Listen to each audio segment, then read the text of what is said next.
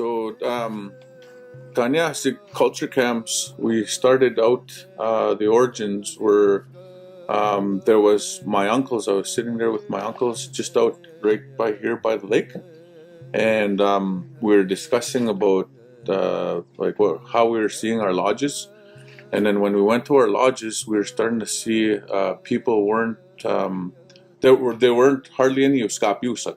So oskâpêwisak were sort of like it was us going in there, and then there wouldn't be no help, or they wouldn't know how to conduct and communicate even with the elders. So that was another one thing that we seen right away. And then originally the actual camp was called oskâpêwisak, and it was geared to creating that learning to how to handle a pipe, how to tie these wipinasana, and then how to walk, and then the direction of the sun and all these different things that's associated with that. And even our surrounding communities, we weren't seeing that as well. So we'd go to the community and be like, "Oh, we're the oskâpêwisak," and then when we'd show up, and they'd be like, "Oh, that's good, you guys that's good, you're going to help us. We're short on oskâpêwisak." So before, that wasn't an issue. So people would go in any community, and there'd be loads of oskâpêwisak and doing all those roles and knowing how to conduct all those different lodges, from the sun dance, chicken dance, ghost dance, round dance, pihtogamic is another one that we do. Even that sweat, how to smudge it, and how to conduct the smudging, the feasts, the lead soups, and everything.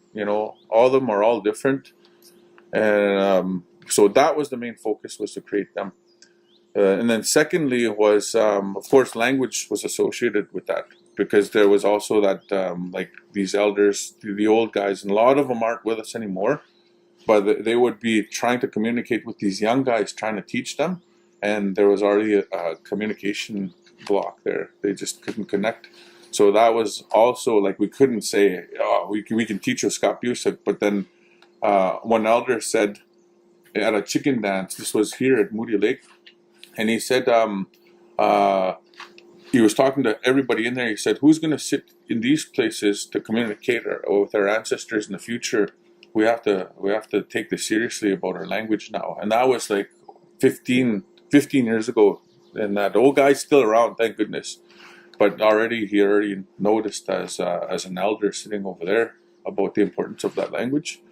And then Kukum was over there too, sitting as Nutuguatayokan, right? And then so all of those pipes, all those teachings, so they were really valid points coming right from the elders themselves. And then from us, from oskâpêwisak point, I was just coming in, and then my uncles were the ones that were mentoring me, thank goodness, right? But I thought, okay, there's got to be more people that really see the significance of this, and that's where this camp came.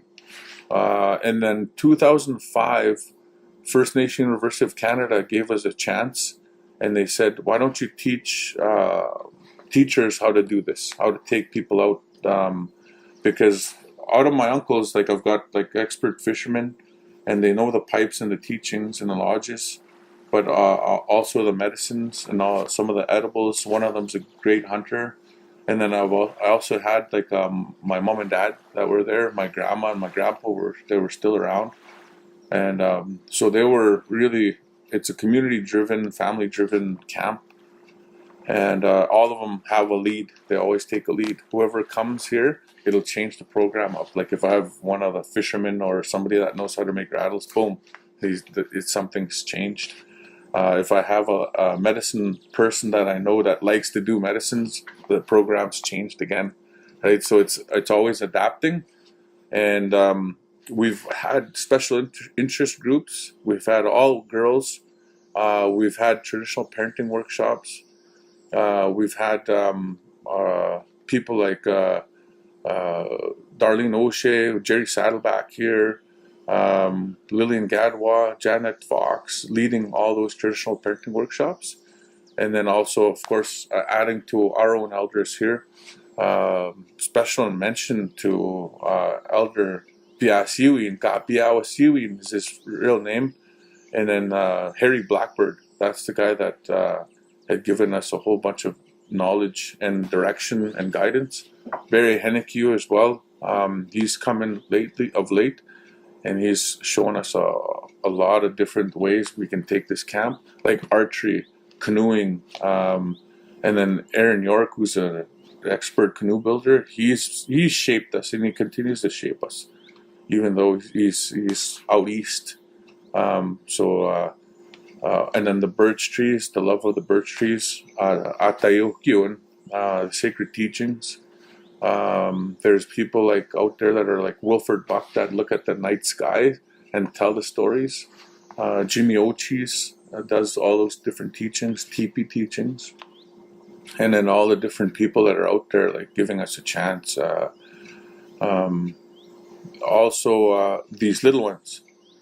We expose them to the plants, digging, going out there, exercising sort of like their tolerance level of the weather. If it's cold out there, well, go out there and go test out really, something that's really cold. Go out on the lake. We have snowshoes in the summertime or in the wintertime. Summertime, we have paddles and swimming. And then, of course, you have all the edibles that are out there as well. They're berry picking.